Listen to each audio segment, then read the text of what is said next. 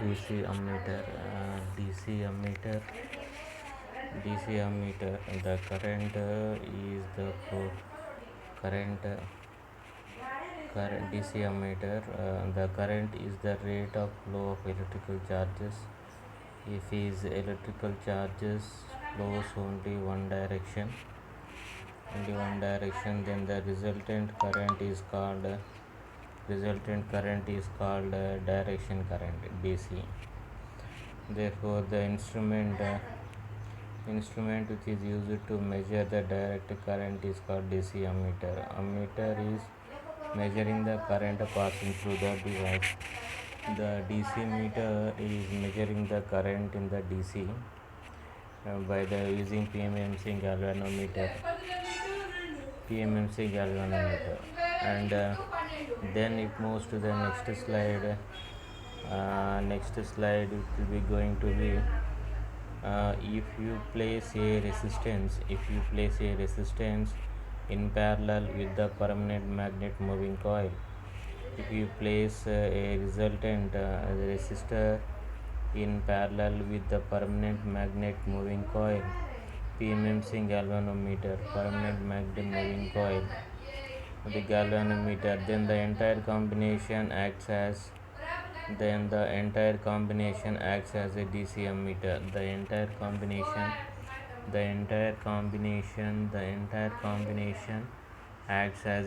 ammeter. Then the entire combination acts as a DC ammeter. This DC ammeter is a meter current flowing through the circuit. The parallel resistance which is used in DC ammeter, the parallel resistance is used to DC ammeter is also called as shunt resistance. We have to connect it parallelly with the resistance of DC ammeter with respect to the parallel resistance. Shunt resistance is called as the shunt resistance. The parallel resistance which is used in DC ammeter is also called shunt resistance. Simply it is shunt.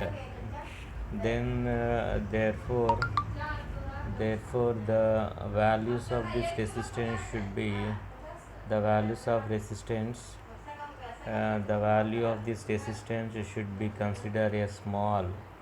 The shunt resistance should be considered as small in order to measure the DC current. If you have to take the less values of parallel resistance should be considered as small in order to measure the DC current. If it is resistance is less, more current can be measured by using the DCCM meter. The DC current of a large values. The value of this resistance should be considered. As small in order to measure the DC current for a large values. DC current for a large values. Therefore, we have to move to the next slide. Is to take this circuit. According to the block diagram of the circuit diagram of a DC ammeter is shown in figure below.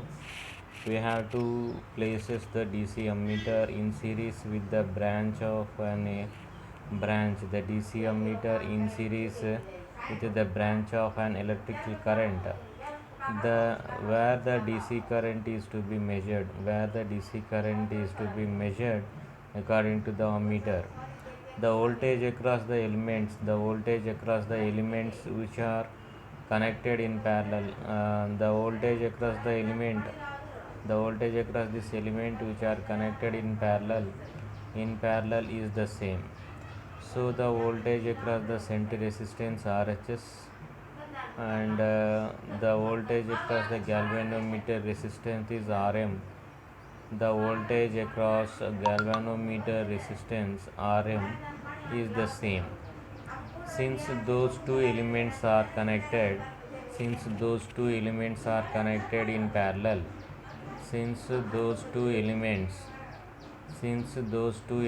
are connected in parallel in the above circuit, as shown below in the circuit diagram. circuit diagram of the DC ammeter. DC ammeter, we have to consider this senti resistance RHS and meter. That meter is the PMMC meter, permanent magnetic moving coil of this galvanometer. Therefore, here the IM is the internal current of the meter, IM, the internal resistance of RM. Therefore, RHS is the senti resistance, ISH is the senti current. Then two branches here at the node 1.